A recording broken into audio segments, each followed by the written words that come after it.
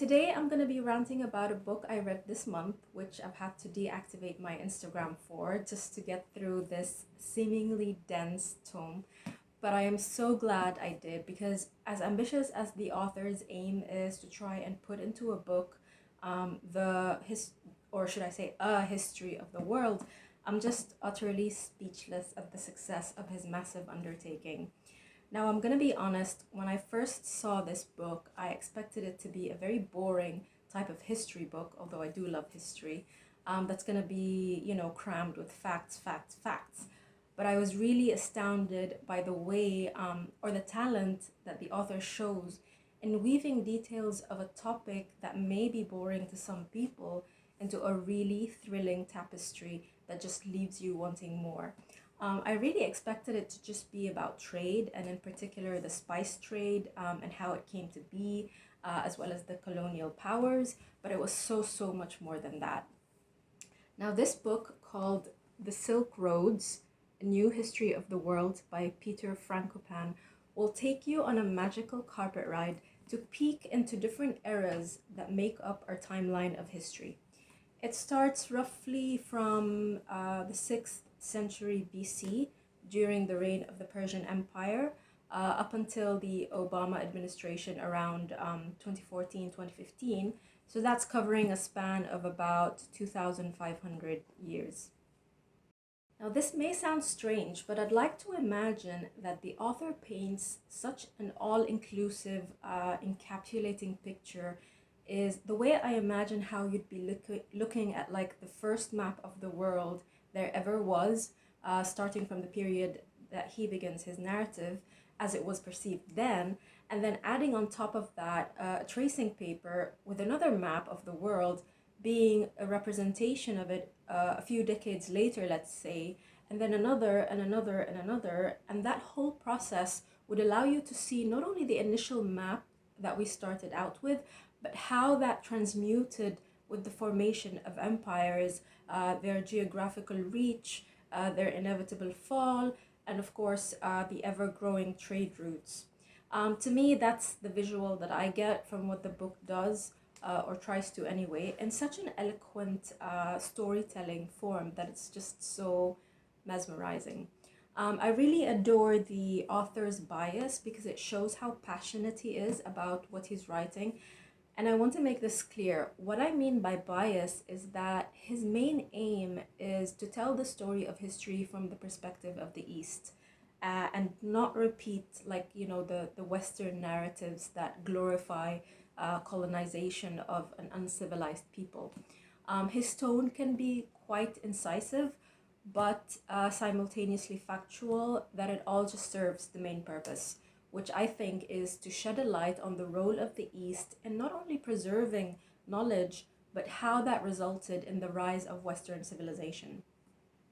One of the main themes obviously captured by the author's telling of A New History of the World is obviously the role of trade and the rise and fall of empires. He talks about the creation of the Silk Roads, which is basically globalization at its earliest stage. He delves into detail in each chapter about the different power dynamics that shaped and molded the Silk Roads to regularly morph and transform into the intricate web of routes that it came to be with the passage of time, the discovery of resources, and of course the various trading networks that developed. One of the most notable elements for me is when he sheds light on the other things that spread around the world in historic times, besides luxury items like silk, spices, and so on, namely sickness, religion, and humans as slaves. In terms of sickness, we have the plagues, the Black Death, which now that you think about it, living in a pandemic era is basically a byproduct of globalization, of travel. The spread of religions is also as far-reaching and important in how different people created subsects of some of them, some even to the point of extremism, which then led to religious wars that have become a major part of history. And then you also have slavery, which started out way earlier than I was taught to believe, and in places I never imagined, like Northern and Eastern Europe. Apparently, it was an important part of Viking society. So that's the kind of thing that was like fascinating, to learn about. I feel that the book, at least to me, can be pretty much divided into two obvious chunks. The first part covers the period of classical antiquity. So you have the Roman Empire, the Crusades, Genghis Khan, the Mongols, the Ottoman Empire, up to the late 19th century during the reign of the British Empire, as well as the competition, of course, between the English East India Company and the Dutch East India Company, particularly over the Spice Islands. The second part of the book covers pretty much modern history, beginning with the First World War, going on to the Second World War, the Cold War, including the rise of the Soviet Union and America as well, as a sort of replacement of the British Empire and how they play each other to control Central Asia, which is obviously rich with resources. Towards the middle half of the book is when we get this chance to sort of like see the bigger picture, specifically of how certain races who deem themselves as superior or more advanced subjugate a country or people just for the sake of greed and a lust for power. And we see this repetitive motif throughout the remainder of the book, with as early as Christopher Columbus, British imperialism, the Dutch East Indies, and then eventually, of course, Germany towards the beginning of the First World War. After that point onwards, the picture becomes crystal clear. When it comes down to it, countries are just fighting for resources, the main one being oil. That for me is the golden nugget that the author practically hands over to the reader on a silver platter.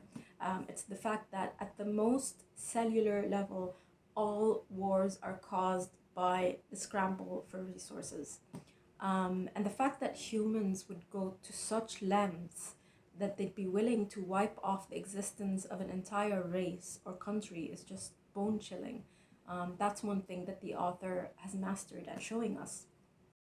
The last few chapters, especially, have enlightened me so much about modern day politics, motivations, and strategic moves that are made by certain countries only to serve their own interest, even if that violates their moral code. To be really honest, I've never really been interested at all in news in general growing up. Everything happening around me that time, like the war on Iraq, Saddam Hussein, Iran's nuclear activity, September 11, US foreign policy, bin Laden, all of that was just in the background for me, and I never really cared to educate myself about it. This book has taught me everything there is to know. It just all adds up, and you just end up having this mind-blowing moment where you just understand everything. It just fits. I also learned about like certain countries or regions that are rich in certain resources. Again, the obvious one being oil in the Persian Gulf. But then you also have less obvious ones like natural gas in Turkmenistan, coal in and around the Caucasus, and specifically wheat in Ukraine, which apparently Russia has always had its eye on. And just reading that today in the wake of Russia's war in Ukraine gave me goosebumps, like it was somehow foretold. But I think really when it comes down to it, it's just cyclical. The old patterns perpetuate, albeit in a different form. Again, I love that the author doesn't shy away from giving his own commentary, which, if anything, serves as that voice, or like in music, you have that, it would be that rhythmic underlying bass that just tells it like it is. Except here, the author keeps, showing to the reader the most abject nature of the human species. All in all, it's a very well-written, well-rounded, well-researched book that is stupendously a page-turner. I'd rate the book a 5 out of 5 stars. That's all I have time for, guys. Until next time, happy reading!